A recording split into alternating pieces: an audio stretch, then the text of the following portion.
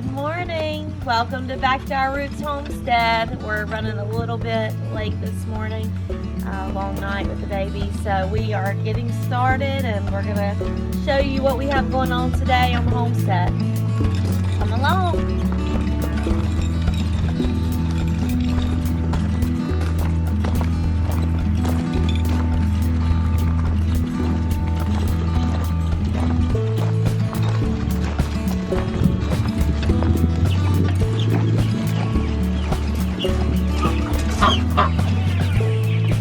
So we have a injured duck that's limping, and we are going to clean its foot and reassess it, see what we need to do. We think it's bumblefoot, so we'll do that in a little while. I need to get everyone milked, and then we'll take care of her foot and wrap it up.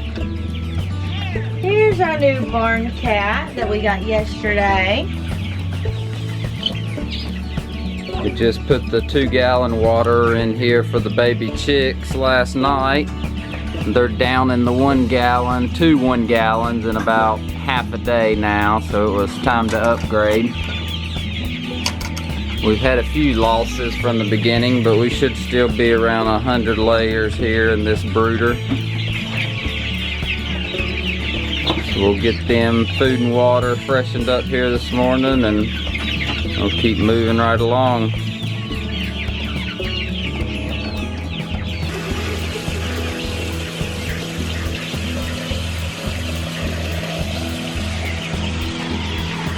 These are actually some little plastic grates that we had inside some 50-gallon drums that we use for feed storage, and they actually worked out to be perfect little things to use inside of any type of chicken pen or a brooder to set their water on top of, to keep them from kicking so much dirt and shavings and bedding into the bottom pan of the water. So that worked out well. But using anything like that just to help keep a water clean inside of a brooder really makes a big difference. The bigger girls are ready to fly. You get out of the brooder, they've had enough. They're ready for the pasture. You'll be there soon, girls. It's dangerous out there. Be careful what you wish for. Yeah, we would be putting them out already if we didn't have such a huge snake problem right now. But we've had black snakes killing our chickens at that size, even a little bit bigger. So we are keeping them in the brooder way longer than normal. But it is discouraging to come in and find your baby chicks missing the next morning. When you put in a lot of time and a lot of love to grow them. But this brooder is a snake-proof brooder. We ended up building this after losing so many, turning our old chicken tractor that we no longer use to raise our broilers into a snake-proof brooder, basically. We decided that we wanted to free-range our meat chickens so that mimics their life in nature closer than living in a chicken tractor, even though they are moving. The free-range idea is more appealing to us, and that way they get to move around. They don't move around a whole lot, but it does give them the freedom to if they want to. And we use like portable electric netting to raise our meat birds in now. And I feel it's more humane and it gives them a better quality of life, which is what our farm's all about. So when you know better, do better, and we just keep changing our practices to make them even better year after year. And those are the Cornish cross that Whitney's talking about that don't really move around much, and that's what we've chose. That's what we've chose to raise again this year, is the Cornish cross. We actually have some that are supposed to be arriving this week. Good morning, Jern. Is Wildy sleeping? What farm chores you want to do this morning? I just want to get my yogurt back. You want to get your yogurt back? You hungry? Yeah. Alright, let's go see if we can find it. It ain't that way. Hey guys, in the barn doing morning chores, and we just milked 2 goats, and Tyler went to get the other. So this is Millie. She is a first-time freshener this year. She had 1 baby, and this is her sister, Tilly. She's also a first-time mom. She is troublesome on the milk stand, as most first-time moms are. They don't like to be milked at first. So we are using this little device here, and it works perfect. It holds her legs still. She doesn't seem to mind it, and we can milk her. Without that piece of equipment, you can't milk her by yourself. It would take 2 people because she would be kicking the whole time. She's our only goat that really does that.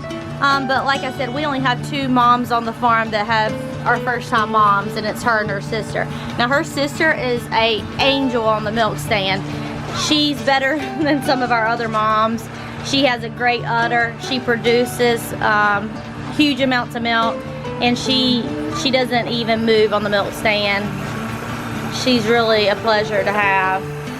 And this goat is fine. She's perfect for the homestead, but we have 3 small children, all under 4, and usually it's just one of us milking, and we just don't have time really to deal with her acting crazy on the milk stand, and putting these things on every day when we're milking 6, 8 goats a day. It just takes up more time. Probably sell her to another homestead that maybe is only going to milk 1. She does have a good udder and good teats, but I don't know if she's right for our homestead. We're going to downsize our herd anyway because we are looking at getting a milk cow probably in 6 to 12 months. As you can see, once you get these things off of her. And what's that called? I didn't tell them. A goat hobble is what they call it. Show them. Or a leg hobble. It's just a tie in the middle, and then you got a strap for each leg. Okay. But yeah, just I'll finish milking the last little bit out, and you can watch her dance around here on the milk stand. It's next to impossible. She's actually gotten a whole lot better than she was a couple weeks ago. Yeah, she has. And if the right person just had her or another goat, she would probably be like her sister within a month or 2. But right now she's just fighting it. And a lot of times our good mothers, the ones that are really good mothers don't like to be milked because they like to save that milk for their babies, even though their babies are getting plenty. They just think you're taking their milk, and they don't want to let down their milk. But we'll let you see Tilly on the milk stand. She is a dream goat. And as you can see, I'm guessing I'll be able to milk her with a baby in my hand. That good. Yeah, she's great. And I want to show you her. I should have showed you her teats. We'll show you when the machine comes off, but look at this udder. It's huge, and she has a baby on her milking, and she's still large, and she produces a lot of milk. We're actually going to have to stop the machine and go ahead and empty that mason jar. So like I mentioned earlier, we're thinking about getting a cow. That's been on our mind for the last several months, and after this kidding season, which just finished, we're going to downsize the herd. We'll be getting way more milk from the cow, so we'll have more milk to feed our pigs. We also give milk to the dogs, and I'm going to start giving our new cat some of the milk. So we share all this milk on the farm with all the animals, but I just think a cow's going to be much more reasonable for us because we can milk 1 animal versus 6 to 8 and get way more milk and have way more food for the animals. So we'll probably stop milking these goats other than for educational purposes on the farm. I might keep 1 or 2 in milk because we want to have workshops and teach people. This is a great animal for every homestead to start with. I would not recommend anyone starting a homestead to jump right into a cow. We've never had cows, so it's going to be an adventure. We're going to have to learn a lot, but we at least have some experience milking, even though a goat and a cow are not exactly the same animal, the size. But I do think it just makes more sense. More milk, less animals to care for regularly. And like Tyler said, when we're drinking this for ourselves, it does take longer. We are super duper clean about it and take it very seriously, and milking 6 to 8 like that is just time consuming. And for a small farm like us, you know, time is money, and we just don't really have the time to continue to milk 6 to 8 goats. Our 3-month-old is upset this morning. She's teething. I'm tired because she wanted to nurse all night last night. It's been a crazy busy day on the homestead already. He's had a few temper tantrums this morning. She has been really, really good. She just likes to get into everything. Turn the water off, please. So she's all done. So she nearly filled a half gallon, yeah, with the baby on her. With the baby, a half gallon. That's milking once a day. And if we milked her twice a day, we would probably get almost double that. And keep in mind, our animals don't give us max amount of milk because we are not feeding them like most farms. We are focused on being sustainable, and we don't feel that pumping them full of grain and buying feed makes sense money-wise or in a sustainable sense. We don't need any more milk really than what we're getting, at least for our consumption. Like I said, I would like more milk to feed our animals and our pigs, but I'm not gonna pay to buy more feed to get more milk out of them. It is just like humans. The more you milk, the more you pump or the more you breastfeed, the more milk you're gonna make. Same concept. Yes, there are some goats that genetically are gonna produce more than others. That is Peppa Pig and Puppy, the black one. The boy is named Puppy. These are gonna be our breeding stock, or at least for now. And over there is Hammy, or Hambone, and he was supposed to go to the processor this fall, but our processor, as you know, with COVID-19, is booked up till spring of 2021. Egg! Great. You gonna stay in here for a minute? Keep looking? Keep looking. So our processor's backed up. So we're gonna have to hang on to him a little bit longer, which is fine. He's not gonna grow at rapid rates. I mean, he's growing, but we don't feed them very much either. We make them eat off the pasture. We give them pulp from fruit from a local juice company. We give them garden scraps. They love stuff out of our garden. We give them raw milk every day, and I give them duck eggs. So completely sustainable agriculture, and that's what we need to start focusing on.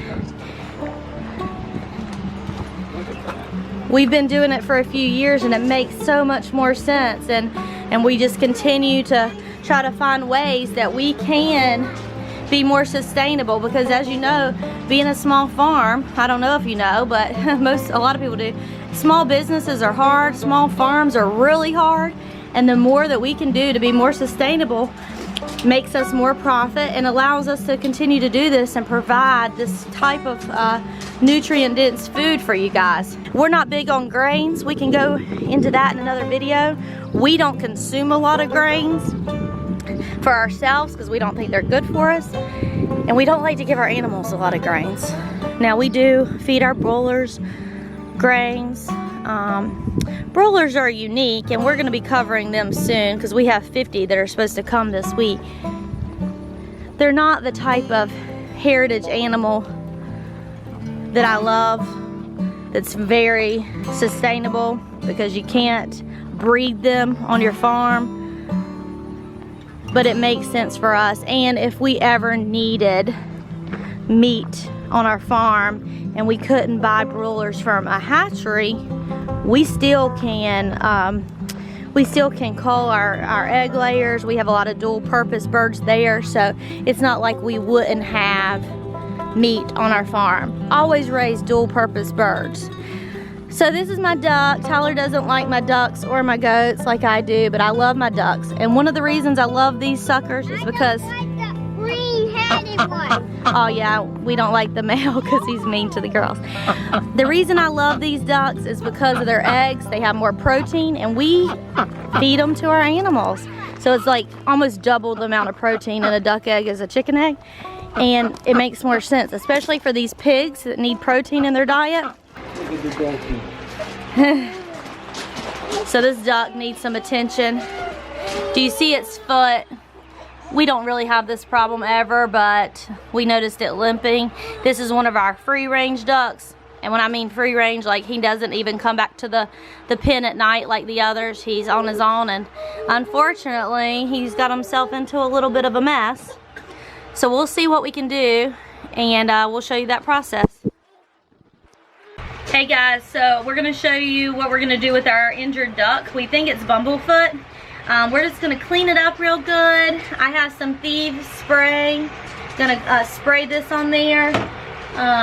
We're gonna wrap it up because last night we just cleaned it and we didn't wrap it. And ducks, if you don't know, are probably the messiest animal you could ever have. And we're gonna have to wrap it if we want to keep this area clean, or it's just gonna be pointless. So we're gonna wrap it up today, put her in a separate area inside in a pen to try to keep her clean and not roaming, because she continues to keep walking around. I don't actually know if it's a boy or a girl, but the duck keeps walking around on it and it's not gonna improve. So we're gonna contain it and we're gonna clean it right now.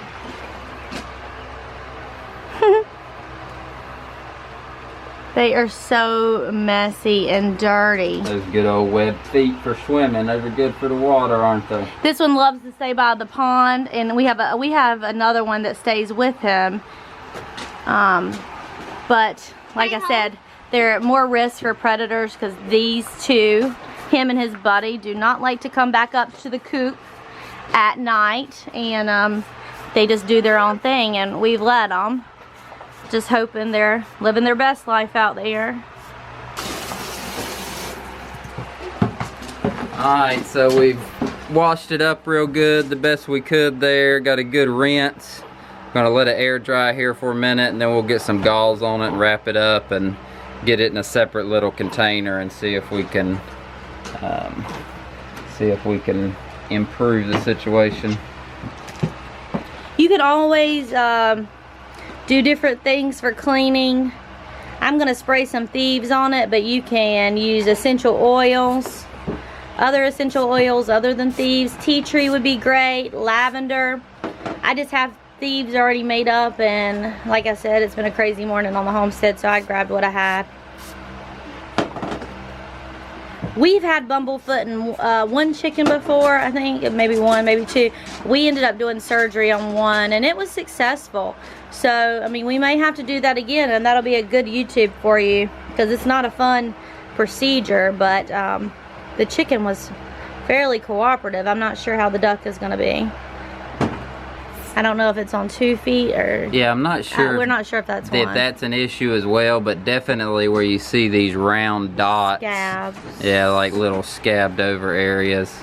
That definitely looks like bumblefoot type issue that we've seen before. That's like an infection under the skin, and if we do have to do our surgery on the homestead, we basically have to cut that area open and squeeze out the infection, then keep it clean until it can heal. It's very doable though. I also forgot to mention that I'm going to drop a few drops of this colloidal silver on the duck's foot. This is like our antibiotic on the farm. I use this in essential oils for a lot. And herbs, dried herbs. Give her some fresh yogurt that I made for the kids, and that's good for her immune system as well, with all the probiotics. And then I'm going to be putting some dried oregano and thyme in her yogurt and hope she eats it.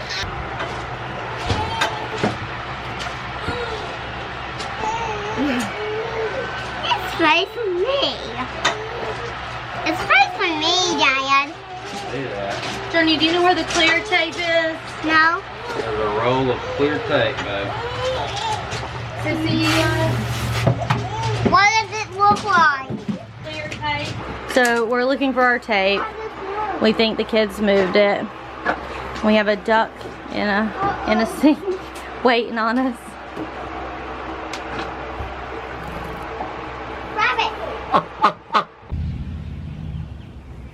Alright, so we got a little area to keep her in here. Get her some water. She'll probably mess up here in the next 30 seconds. And there's her yogurt snack Mama made.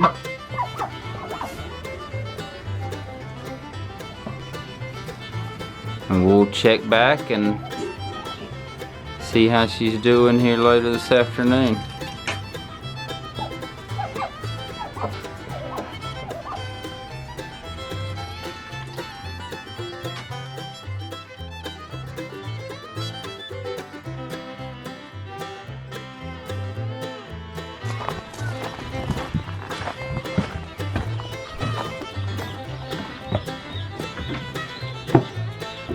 Alright, so we just got our first batch of broilers here for the season from Murray McMurray. Just picked them up from the post office, getting them unloaded in the brooder. Get them open. Here they are. Jumbo Cornish cross. I guess they tossed in another little egg laying breed. I forgot they do that. But we'll get these unpacked here, get them some food and water, and get them set up. We actually have all our egg layers are in our larger brooder right now, so we're going to have to use this tub temporarily here for the next week until we can get all our layers out on pasture. But it's actually shipped, I believe, on Wednesday, so they are 2 days in the mail on their journey here. They're definitely getting straight to the water. I think they're a little bit thirsty. So hopefully they'll all get hydrated, and we'll leave them here inside the safety of the barn here for the next couple days, and we'll follow along with you guys as they grow. Okay guys, that's it for today's video. I hope you learned a little bit about how we use raw milk on our homestead. I know raw milk is a controversial topic, but I highly encourage you to do your own research before you buy your next gallon of pasteurized milk. Raw milk is loaded with vitamins, amino acids, enzymes, and good bacteria, and we want to ensure none of that is lost through pasteurization on our homestead. Nature is never wrong. Drinking milk in its natural state and eating real whole foods like we would in nature is what keeps our bodies healthy. Don't fall for the propaganda that raw milk is unsafe. That's why I encourage each of you to have a personal relationship with your farmer, know where your food is coming from, how it's produced, and how it nourishes your family. Please remember to like, share, and subscribe to our channel. And until next time, happy homesteading.